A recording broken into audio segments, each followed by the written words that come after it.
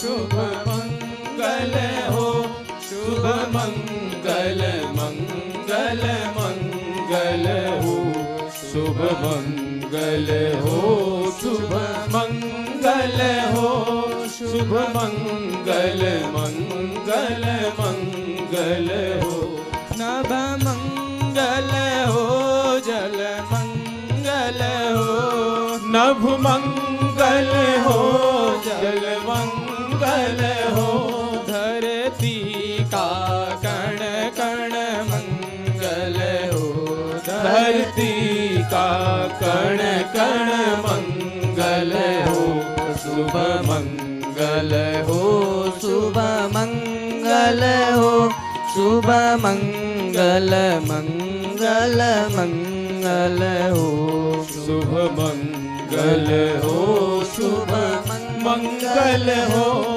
शुभ मंगल मंगल मंगल हो, दिन मंगल हो, निशि मंगल हो, दिन मंगल हो, निशि मंगल हो, जीवन का हर क्षण मंगल हो, जीवन का हर क्षण मंगल हो, शुभ मंगल हो, शुभ मंगल हो, शुभ मंगल मंगल मंगल हो, शुभ मंगल हो, शुभ मंगल हो, शुभ मंगल मंगल मंगल हो, तन मंगल हो, मन मंगल हो, तन मंगल हो,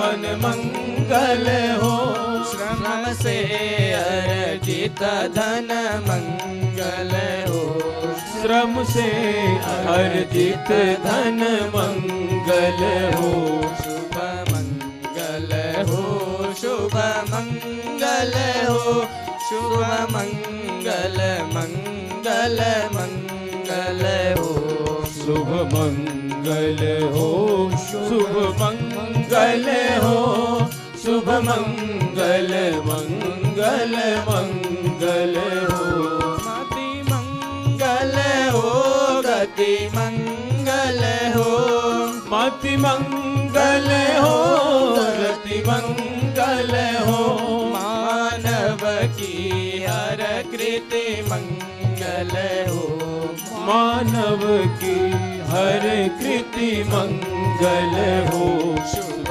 मंगल हो, शुभ मंगल हो, शुभ मंगल मंगल मंगल हो, शुभ मंगल हो, शुभ मंगल हो, शुभ मंगल मंगल मंगल हो, शुभ मंगल मंगल मंगल हो, शुभ मंगल मंगल मंगल हो।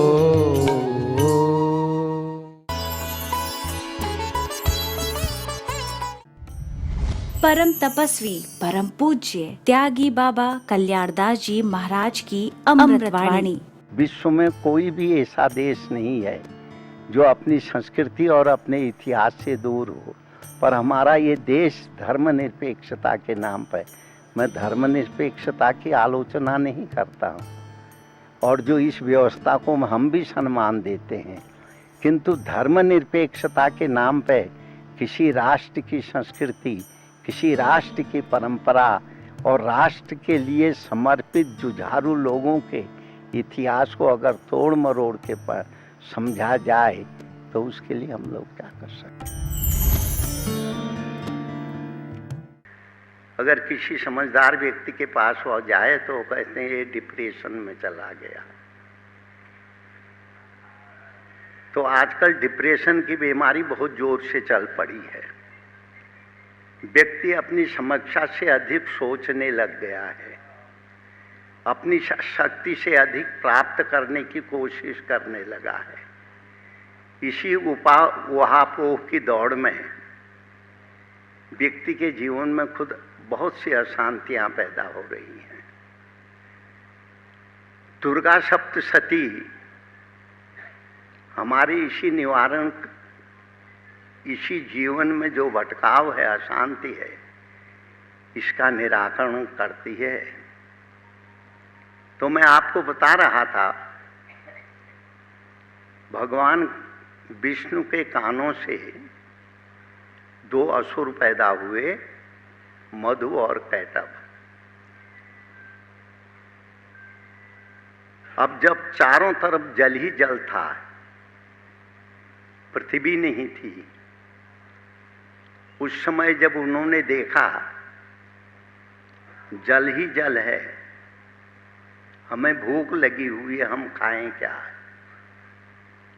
तो उन्होंने ऊपर की तरफ देखा तो भगवान की नाभि से जो कमल निकला हुआ था उसमें ब्रह्मा जी थे, चतुर्मुखी ब्रह्मा। तो वह उन्हीं की तरफ झपटने की कोशिश की। उस समय ब्रह्मा ने विश्वेश्वरीम जगत धात्री स्थिति संहार कारिणी, जिसको रात्रि सूक्त कहते हैं, हमारे वेदों में भी रात्रि सूक्त है, हमारे वेदों में भी देवी सूक्त है, किंतु दुर्गा सप्तशती में रात्रि सूक्त भी है और देवी सूक्त है। तो ब्रह्मा जी ने जब देखा ये असुर हमारी ओर आ रहे हैं, तो उन्होंने पराम्बा मां भगवती की स्तुति आरंभ की और देवी से यह प्रार्थना की, हे मां, तुमने जो इस मधु कैटभ यानी विष्णु को सुला रखा है, आप इनके नेत्रों से बाहर आ जाएं, इनको जगा दें। तो ब्रह्मा की स्तुति को सुन करके अगर इसको हम एक दूसरे रूप से भी समझने की कोशिश करें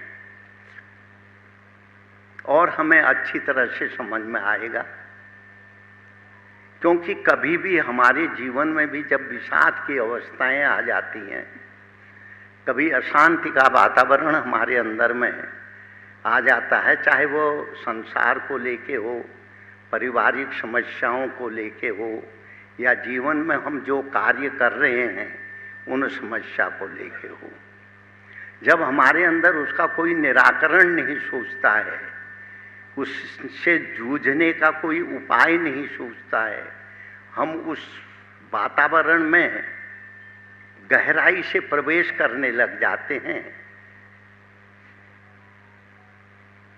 तो उस समय हमारी भी मनस्थिति वही बनती है जो मैं आप लोगों को पहले बता रहा था। तो ब्रह्मा जी ने जब स्तुति की, मां पराम्बा भगवती भगवान विष्णु के नेत्रों से बाहर की ओर आ गई, विष्णु जग गए।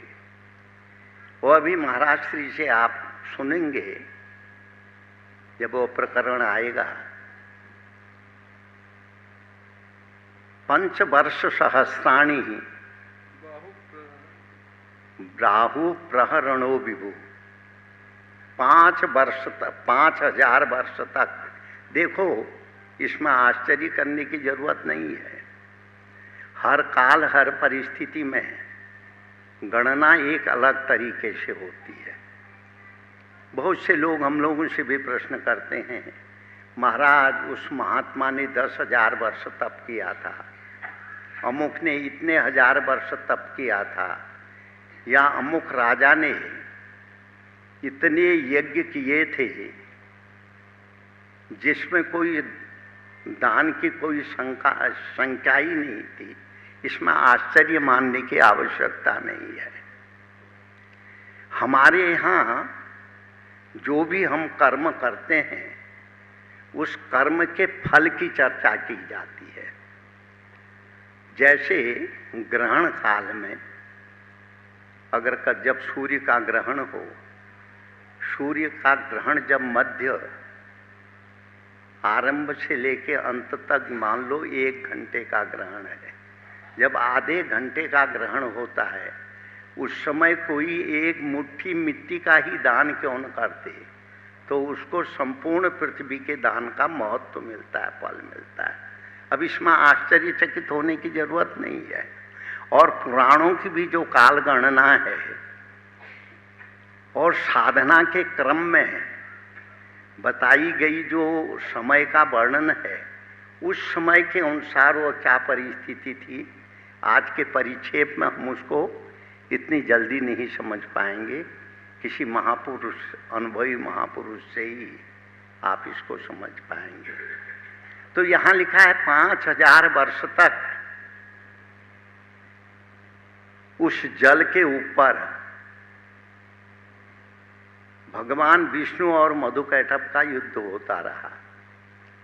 तो जब 5000 वर्ष पूरे हो गए, मधुकैटभ विष्णु से कहने लगे, तुम बड़े बलवान हो, मांग लो हमसे जो वरदान मांगना चाहो। देखो, कहीं पे आसुरी शक्ति भी अपनी शक्ति से अधिक कहने लग जाती है। ऐसा हम आज के ज़माने में भी देखते हैं। आज की जो परिस्थितियां समाज में बनी हुई है, ये भी हम लोग देख रहे हैं। इससे अंदाज लगता है। तो विष्णु कहने लगे, अगर आप हमारी वीरता से प्रसन्न हैं तो तुम दोनों राक्षस हमारे हाथ से मारे जाओ। अब उन्होंने सोचा, ये तो बड़े चालाक निकले। देखो, हमेशा आसुरी चिंतन करने वाला व्यक्ति और आसुरी जीवन जीने वाला व्यक्ति दूसरे का मूल्यांकन बहुत गलत करता है। और वर्तमान समय की परिस्थितियां भी ये आज की यही हैं। आप पत्र पत्रिकाओं के माध्यम से पढ़ते होंगे और ये दूरदर्शन के माध्यम से और दूरदर्शन के विचार भी सुनते होंगे। तो इसमें यही है, जो नहीं हो रहा है, जिसको कुछ नहीं कहना चाहिए, उसकी चर्चा आज हम लोग श्रवण करते हैं। तो भगवान वह कहने लगे, देखो, हम तुम्हारे हाथ से मरने के लिए तैयार हैं। जहाँ सूखी जगह हो वहाँ पे तुम हमारा वध करो। अब वहाँ तो जल ही जल था, उनका वध कैसे होवे? तो भगवान विष्णु ने दोनों के सिर अपनी जांग में रख करके मधुकैटभ दैत्य का वध किया।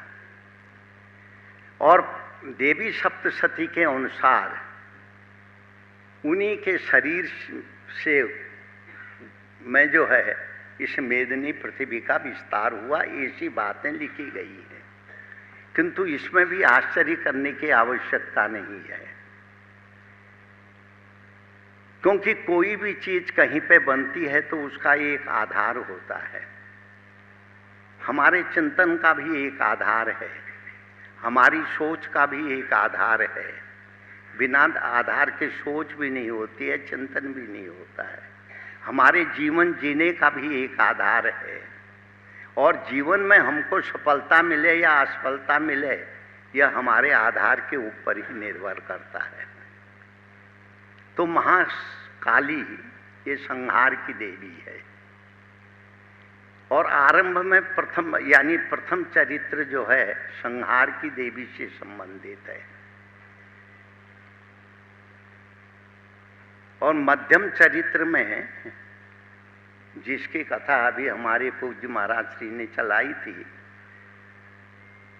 महिषासुर की। मही नाम पृथ्वी का भी होता है।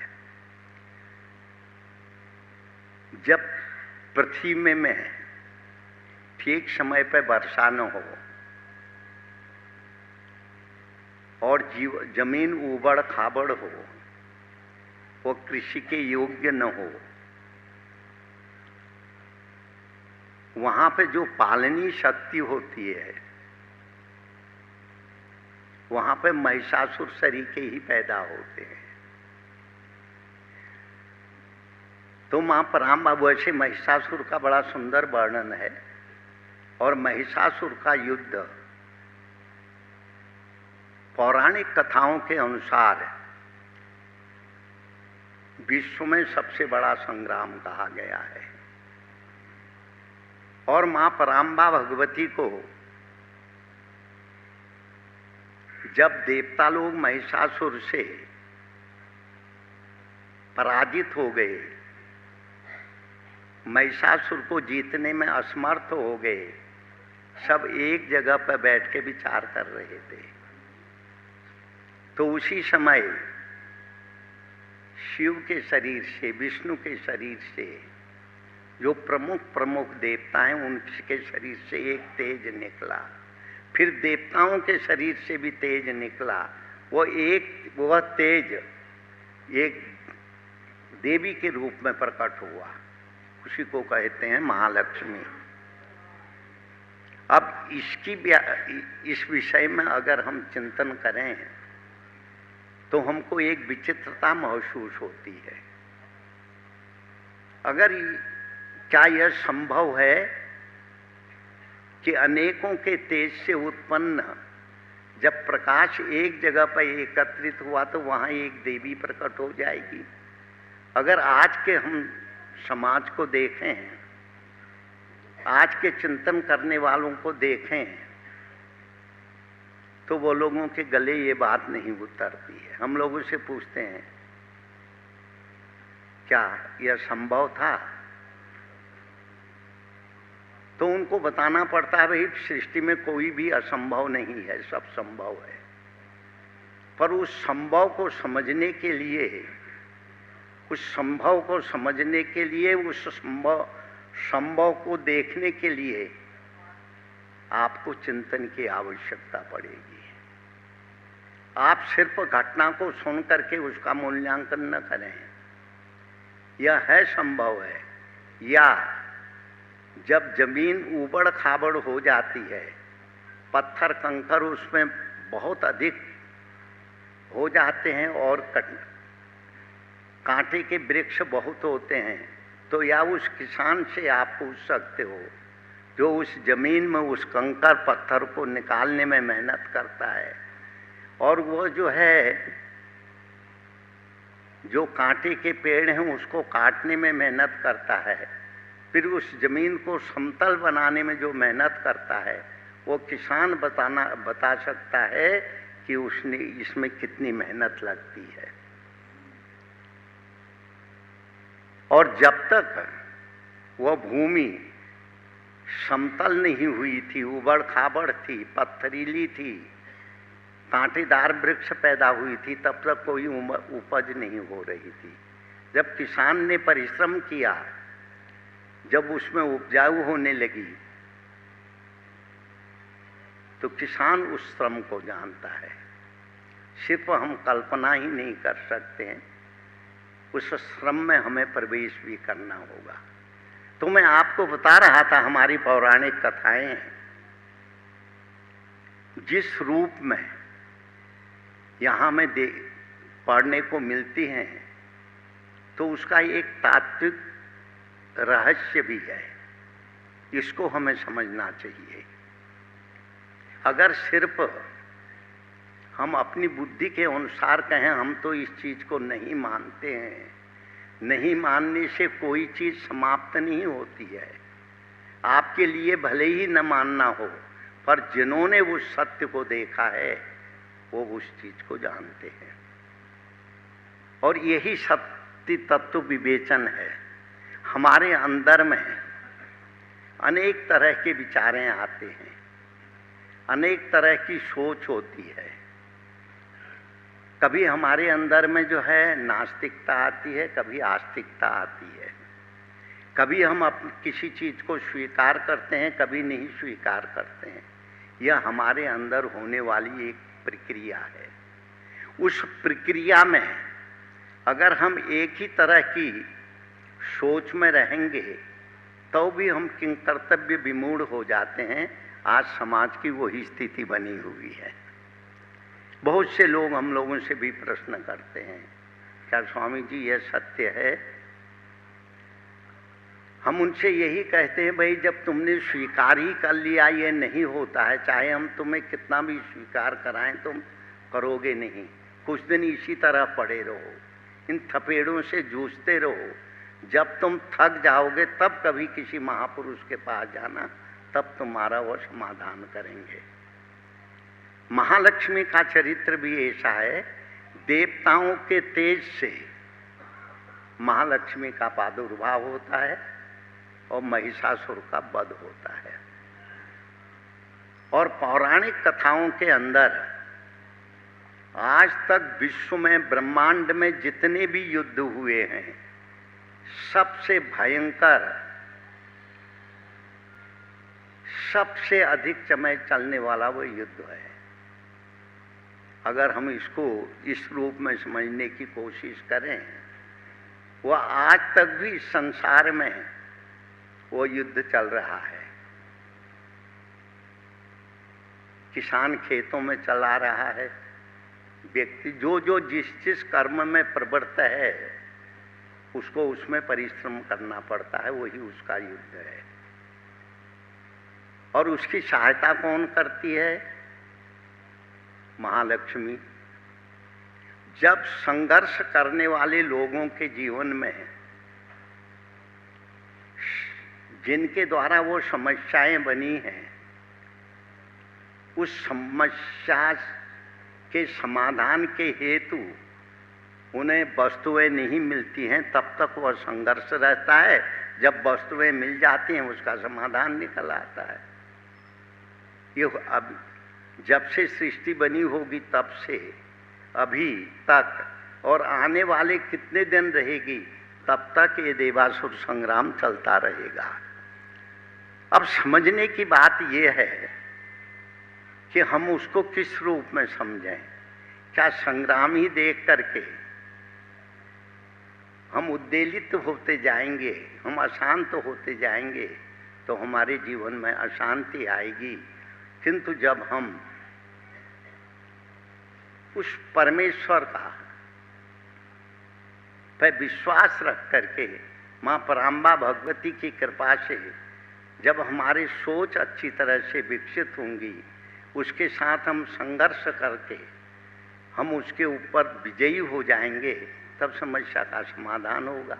पर हमारे लिए भले ही और देवासुर संग्राम में कुछ ब्रेक लग जाए, किंतु आने वाली संतति जब तक आपकी तरह नहीं सोचेगी, तब तक फिर भी यह संग्राम होता रहेगा। यह जीवन भर चलने वाली एक प्रक्रिया के तहत हो रहा है। तृतीय चरित्र है महासरस्वती का।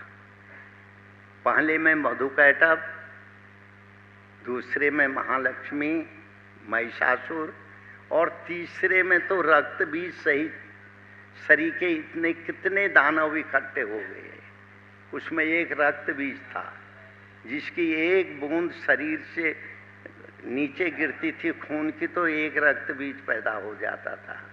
इसी तरह हजारों हजारों रक्त बीज को आज के परिक्षेप में हम इसको सोचने लगे, अगर इसकी गहराई से हम चिंतन करें तो यह रक्त बीज जो है वो हमारे अंदर में हमेशा जीवित है।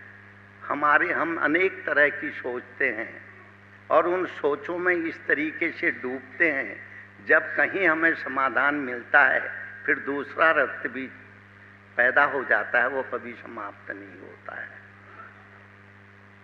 तो उसका वध माँ पराम्बा भगवती ने महासरस्वती के रूप में अनेक रूपों की, उसमें हर देवी शक्ति, इंद्र की शक्ति इंद्राणी, ब्रह्मा की शक्ति ब्रह्माणी, विष्णु की शक्ति वैष्णवी, शिव की शक्ति पार्वती आदि अनेक देवताओं की शक्ति एकत्रित हो करके उन सब असुरों का वध करती है। इससे हमको यह संकेत मिलता है कि जीवन में समस्याएं तो आएंगी ही, किंतु अगर हमारी निष्ठा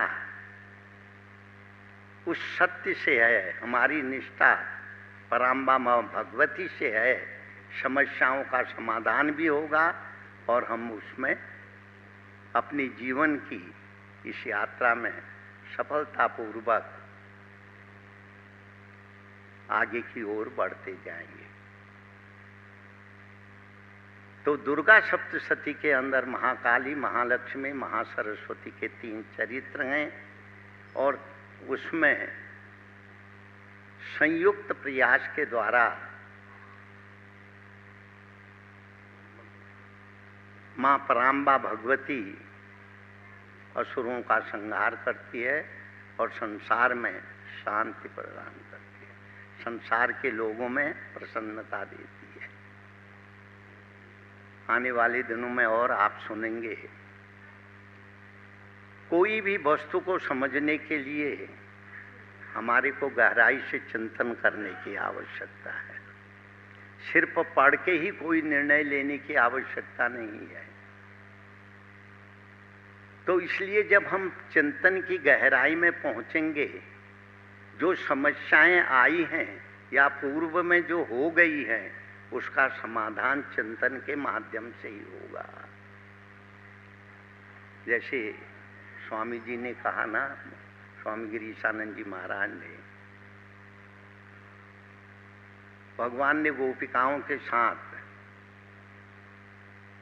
शरद पूर्णिमा के दिन रात्रि के समय, पूर्ण चंद्रमा की रात्रि के समय उनके साथ मिले और नित्य आपस में नृत्य करने लगे। देखो, हमेशा व्यक्ति के अंदर, क्योंकि यह सारा जगत पुरुष और प्रकृत्यात्मक है, शक्ति के बिना शक्तिवान कुछ नहीं कर सकता है। इसलिए शक्ति परम तत्व के रूप में हमारी भारतीय साधना पद्धति में बताई गई है। जब तक हम शक्तिमान नहीं बनेंगे, जब तक हमारा चिंतन ठीक दिशा की ओर नहीं जाएगा, तब तक हमारे जीवन में भी सफलता नहीं मिलेगी। आप अनेक लोगों को देखते हैं, हम लोग भी, हमारे पास भी आते हैं, कहते हैं महाराज मैं परिश्रम बहुत करता हूँ किंतु सफलता नहीं मिलती है। परिश्रम ही सफलता की देने वाली वस्तु नहीं होती। परिश्रम के साथ संकल्प होता है, परिश्रम के साथ चिंतन होता है, परिश्रम के साथ चलने की प्रवृत्ति होती है, तब जाके सफलता मिलती है। तो बहुत सुंदर चर्चा आप लोग श्रवण कर रहे थे। मैं आपको बता रहा था, बीच में गोपिकाओं के बीच से कृष्ण गायब हो गए और गोपिकाएं उनको ढूंढने लगी। फिर एक सखी उनके साथ थी, उसके मन में हुआ मैं ही सबसे प्रिय हूँ, तो वहाँ से भी कृष्ण गायब हो गए। फिर गोपियों ने एकत्रित होकर के जब जमुना के किनारे भगवान को पुकारा, उनकी स्तुति की, जो गोपी गीत के नाम से प्रसिद्ध है, तो भगवान कहीं गए नहीं थे, उन्हीं में प्रकट हो गए, फिर प्रकट हो गए। जहाँ समस्या होती है वहाँ एक समाधान भी होता है। तो इसी तरह से व्यक्ति को हमेशा अपनी सोच विकसित करनी चाहिए, श्रम से घबराना नहीं चाहिए और यथार्थ को स्वीकार करना चाहिए। इसलिए महापुरुषों की आवश्यकता होती है। मनुष्य जीवन दुर्लभ है, दुर्लभो मानुषो देहे देहिनां क्षण भंगुरा की युक्ति के अनुसार मनुष्य जीवन दुर्लभ तो है किंतु क्षण भंगुर भी है। कब जाने कैसी परिस्थितियां जीवन में आ जाएं, व्यक्ति को अपने रास्ते से डिगा दे, अशांति के माहौल में वह प्रवेश कर जाए, इसका कुछ कहा नहीं जाता है। हमारे भारतीय मनीषियों ने अनादिकाल से जीवन को सत्मार्ग में चलाने की चर्चा की है। सत्कर्म करके और भगवत प्राप्ति का मार्ग संसार को दिखाया है। नर्मदा नदी तपंग रेवा तटंकुरियात मरणं जाह्नवी तटे, तपस्या नर्मदा जी के किनारे। नर्मदा नदी संयम की नदी है, तप की नदी है। भगवान शिव की पुत्री होने के कारण साक्षात इनको शिव स्वरूपा माना गया है। भारत के सभी संप्रदाय के संत, सभी मान्यताओं को मानने वाले संत नर्मदा जी के तट पर आकर के साधन करते हैं और शांति की प्राप्ति करते हैं। इसीलिए तपंग रेवा तटंकुरियाद मरणं जाह्नवी तटे की युक्ति जो हमारे महापुरुषों ने बताई है, नर्मदा जी के तट पर हम तपस्या करें। तपस्या शब्द का अर्थ है संयम करें, इंद्रियों का संयम करें, मन का संयम करें। जीवन को किस तरीके से हम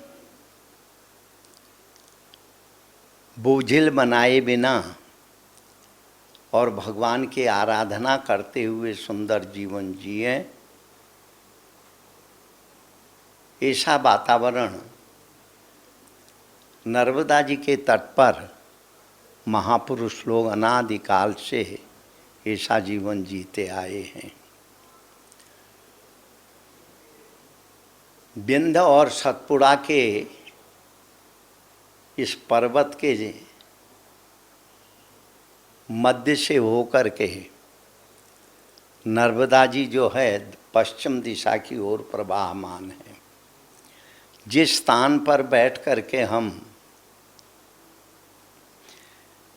अभी चर्चा कर रहे हैं,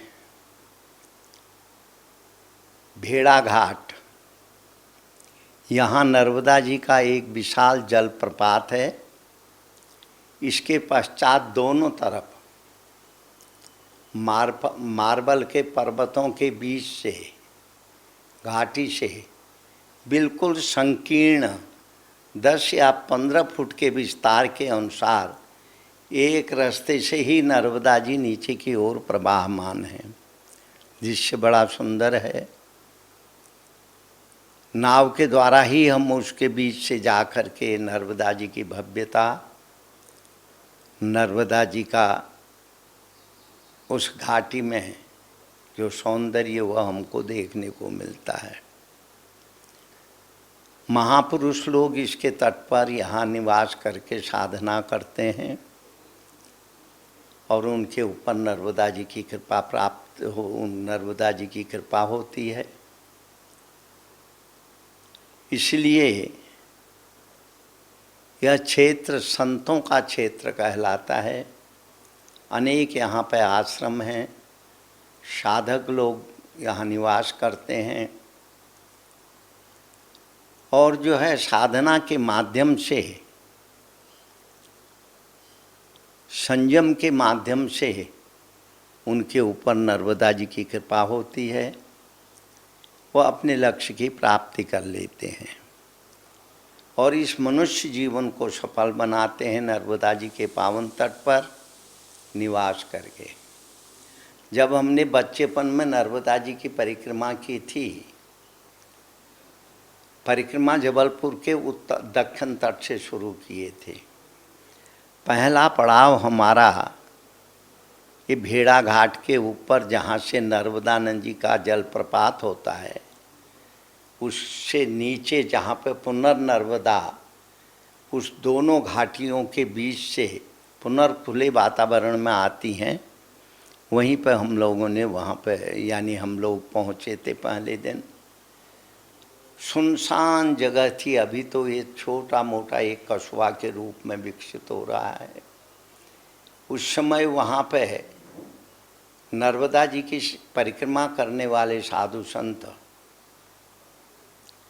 या उसके तट पर निवास करने वाले लोग कम संख्या में वहाँ पे निवास करते थे और रात्रि के समय में भी यदा कदा जो नर्मदा जी के तट पर परिक्रमा करने वाले संत थे, वह नर्मदे हर बोलते भी जाते थे। बड़ा सुरम्य वातावरण था। बरबस मन जो है वह नर्मदा जी की उस घाटी, उस वातावरण को अपनी ओर आकर्षित, आज भी अगर हम उसका चिंतन करते हैं तो वह जो है अभी भी अपनी ओर आकर्षित करता है। नर्मदा सौंदर्य की भी नदी है। दोनों तट विंध्याचल, उत्तर तट विंध्याचल पर्वत मालिका के मध्य में और दक्षिण तट सतपुड़ा पर्वत की मालिका के मध्य में। वैसे अमरकंटक तक ये दोनों पर्वत विंध्याचल ही कहलाते थे। जब अमरकंटक में नर्मदा जी का उद्गम स्थल उद्गम हुआ, तब से दक्षिण दिशा की ओर, नर्मदा जी से दक्षिण दिशा की ओर जो पर्वत मालिका थी उसको सतपुड़ा कहने लगे, और जो उत्तर तट की ओर मालिका थी वह विंध्य पर्वत के नाम से जानी जाती है। बहुत सुरम्य वातावरण, साधकों को शांति देने वाला वातावरण, हर तरह से आनंद और प्रसन्नता साधकों के मन में हमेशा होती रहती है। साधक बड़े प्रेम से नर्मदा जी के तट पर निवास करते हुए पैदल ही पैदल नर्मदा जी की परिक्रमा करते हैं।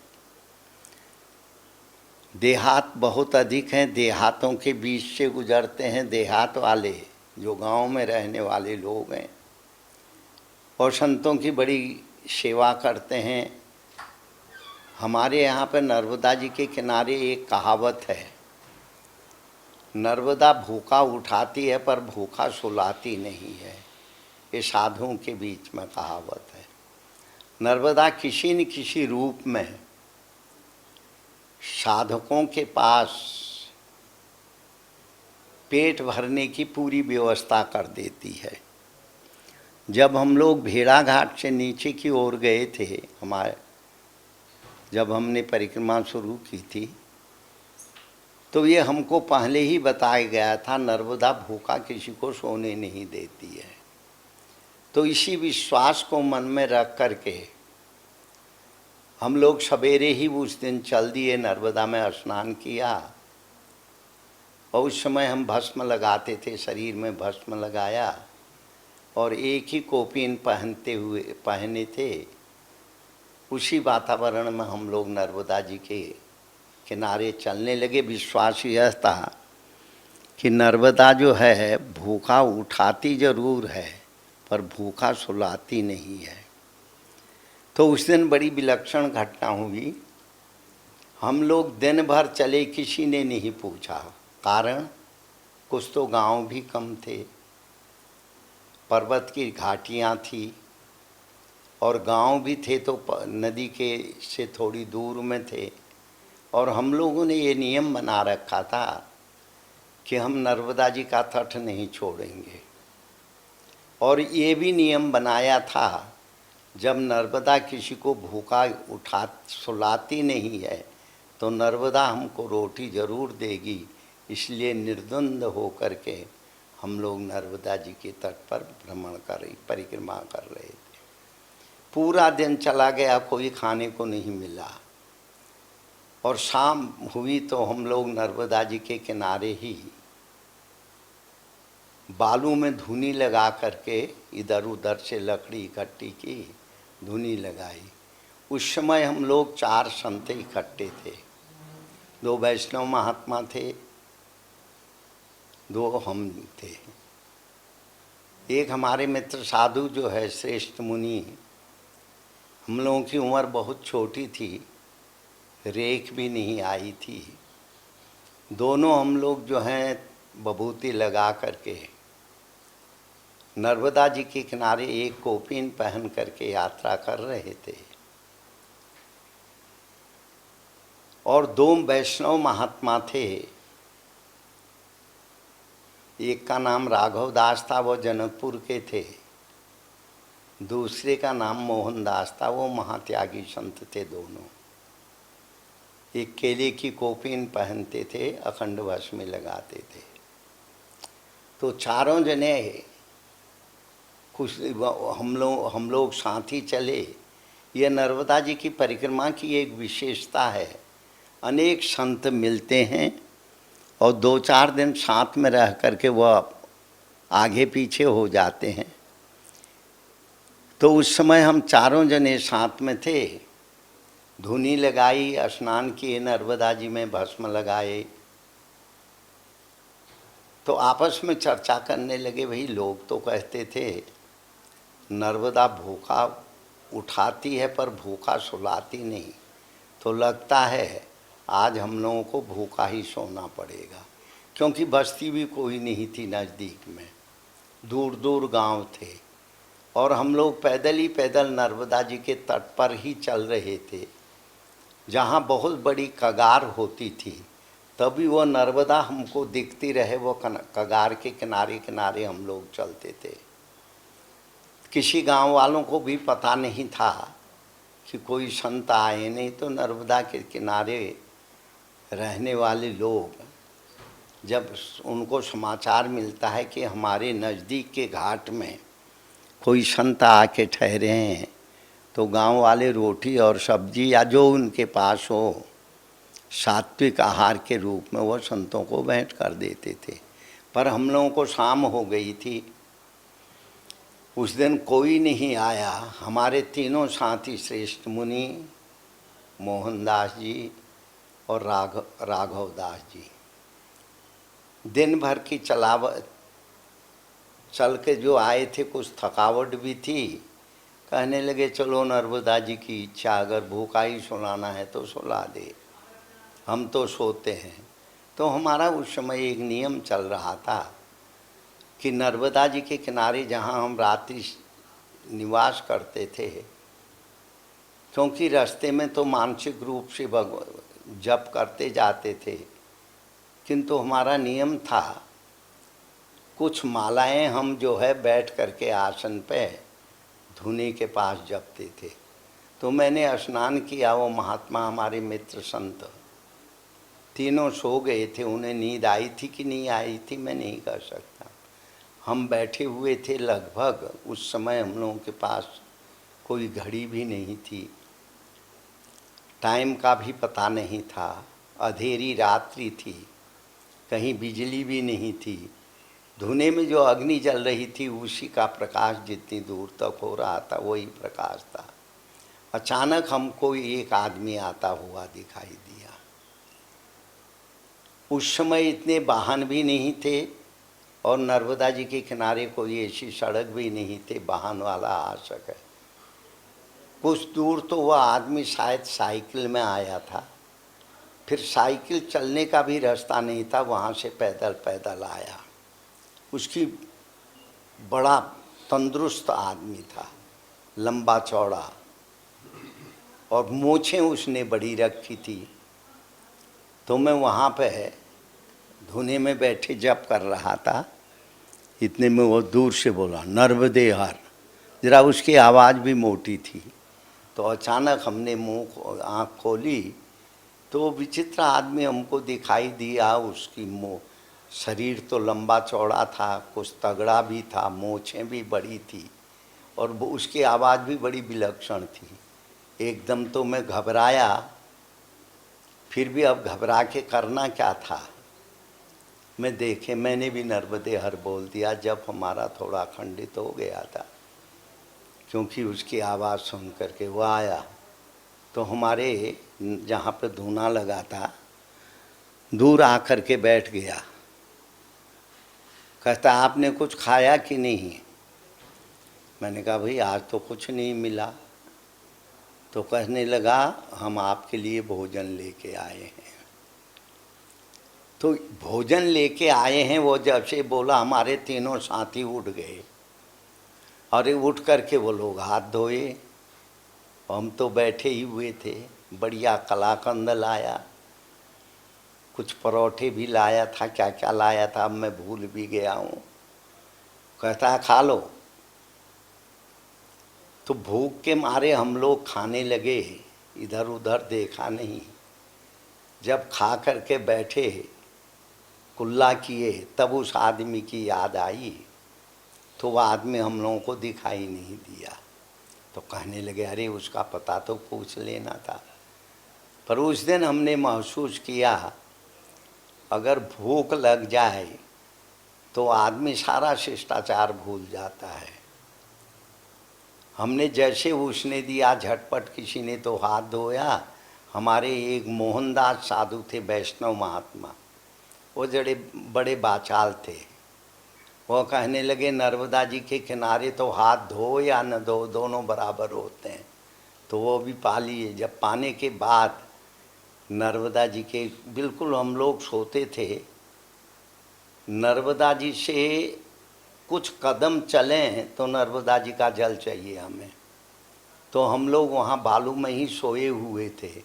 जब भोजन पा लिए और खूब अच्छी तरह परोठे भी खाए, कलाकंद भी खाया, और कुछ बच गया था कलाकंद, वो रख भी लिया। तो इसके बाद कहते हैं अरे भाई ये कौन लाया कौन लाया। जब उसको देखने लगे कोई पता ही नहीं लगा। तो एक महात्मा कहने लगा कोई सिद्ध होगा, कोई कुछ कहने लगा। हमने उनसे कहा चाहे सिद्ध हो चाहे कोई हो, तुम्हारा पेट भर गया है हम सब लोगों का, अब चुपचाप सो जाओ, सवेरे फिर यात्रा करेंगे नर्मदा जी के तट पे। तो हमें महापुरुषों की वो बात याद आई कि नर्मदा भूखा उठाती जरूर है, भूखा सुलाती नहीं है। नर्मदा जी की परिक्रमा अनेक बार हम लोगों ने ऐसा अनुभव किया। कभी कभी तो ऐसा होता था कुछ खाने की इच्छा होती थी तो सवेरे कहते थे भाई आज क्या शाम को मिलना चाहिए जिससे आनंद मिले भोजन में। तो एक हमारे वो वैष्णव संत मोहनदास थे, कहते हैं अगर आप तस्मई मिल गई तो समझो नर्मदेहार, तस्मई कहते हैं खीर को। तो जब हम गांव के नज़दीक से पार कर रहे थे, एक गांव वाला नर्मदा जी के नदी के किनारे हाथ पैर धो रहा था। तो हम लोगों को देख के कहता है नर्मदेहर। तो हम लोग भी जोर से बोले नर्मदेहर। वो कहता है रुको महाराज। तो हम लोग रुक गए, वहाँ पे बालू में ही बैठ गए। वो आया, कहता है आज हमने घर में तस्मई बनाई है, यानी खीर बनाई है, और मालपुए भी बनाए हैं। वो आप लोगों के लिए मैं ला रहा हूँ, आप यहीं पे बैठो मैं आ रहा हूँ। हमने कहा देखो बड़ी नर्मदा जी की कृपा है। वो सचमुच गया, एक बाल्टी आधी बाल्टी तो खीर लाया, एक बर्तन में मालपुए ले आया, और कुछ उसने सब्जी बनाई थी, किस चीज़ की थी ये हमें मालूम नहीं, भूल गए हैं। बड़े प्रेम से उसने भोजन करवाया और वो चला गया। फिर हम लोग थोड़ी देर विश्राम करके वहाँ से आगे की ओर चले। तो इस तरीके से अनेक तरह की अनुभूति होते होते हम नर्मदा जी के तट पर बड़े आनंद पूर्वक नर्मदा जी की परिक्रमा कर रहे थे। तो कभी हम लोग अकेले हो जाते थे और कभी कोई न कोई अच्छा संत हम लोगों को मिल जाता था, साथ ही चलते थे। ऐसे अनेक तरह की अनुभूति करते हुए जब हम नर्मदा जी के किनारे चल रहे थे, अचानक एक छत्तीसगढ़ का आदमी जिसको शरीर में कुष्ठ रोग हो गया था,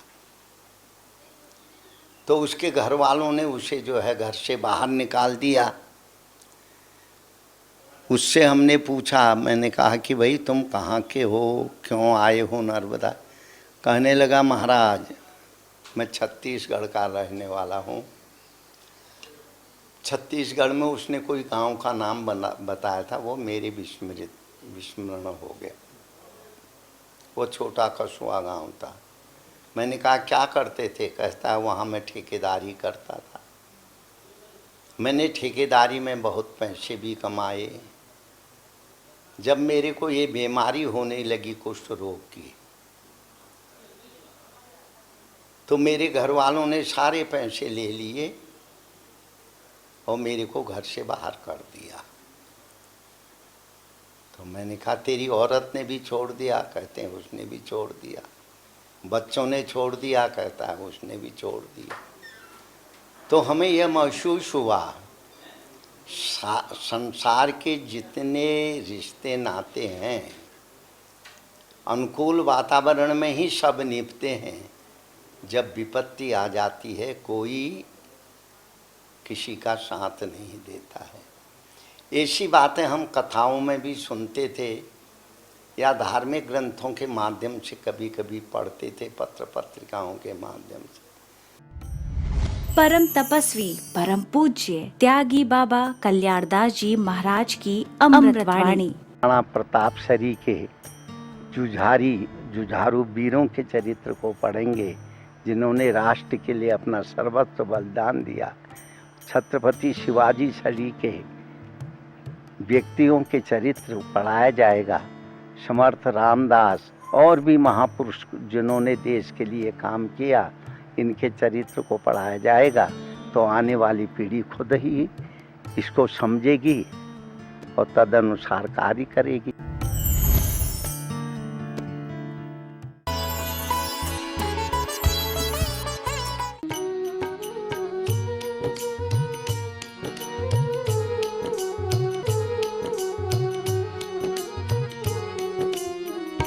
शुभ मंगल हो, शुभ मंगल हो, शुभ मंगल मंगल मंगल हो, शुभ मंगल हो, शुभ मंगल हो, शुभ मंगल मंगल मंगल हो। नभ मंगल हो, जल मंगल हो, नभ मंगल हो, जल मंगल हो, धरती का कण कण मंगल हो, धरती का कण कण मंगल हो। शुभ मंगल हो, शुभ मंगल हो, शुभ मंगल मंगल मंगल हो, शुभ मंगल हो, शुभ मंगल हो, शुभ मंगल मंगल मंगल हो। दिन मंगल हो, निशि मंगल हो, दिन मंगल हो, निशि मंगल हो, जीवन का हर क्षण मंगल हो, जीवन का हर क्षण मंगल हो। शुभ मंगल हो, शुभ मंगल हो, शुभ मंगल मंगल मंगल हो, शुभ मंगल हो, शुभ मंगल हो, शुभ मंगल मंगल मंगल हो। तन मंगल हो, मन मंगल हो, तन मंगल हो, मन मंगल हो, श्रम से अर्जित धन मंगल हो, श्रम से अर्जित धन मंगल हो। शुभ मंगल हो, शुभ मंगल हो, शुभ मंगल मंगल मंगल हो, शुभ मंगल हो, शुभ मंगल हो, शुभ मंगल मंगल मंगल हो। मति मंगल हो, गति मंगल हो, मति मंगल हो, गति मंगल हो, मानव की हर कृति मंगल हो, मानव की हर कृति मंगल हो। शुभ मंगल हो, शुभ मंगल हो, शुभ मंगल मंगल मंगल हो, शुभ मंगल हो, शुभ मंगल हो, शुभ मंगल मंगल मंगल हो, शुभ मंगल मंगल मंगल हो, शुभ मंगल मंगल मंगल हो।